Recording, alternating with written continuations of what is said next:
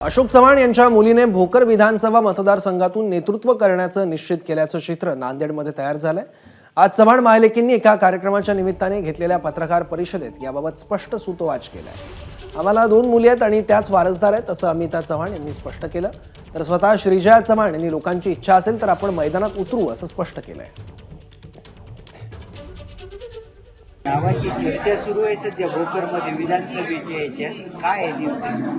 जे साहेब बोलतील जे लोकांच्या मनात असेल त्याच्यावरच आम्ही काम करूया। नक्कीच आमची नानांपासनं वडिलांपासनं आईपासनं आजीपासनं सगळ्यांनी आम्हाला साथ दिलेली आहे। लोकांचा आशीर्वाद राहिलेला आहे आणि आमची नक्कीच एक मनापासून आहे लोकांसाठी काम करायसाठी। तर हो, जर लोकांनी म्हणलं तर नक्की।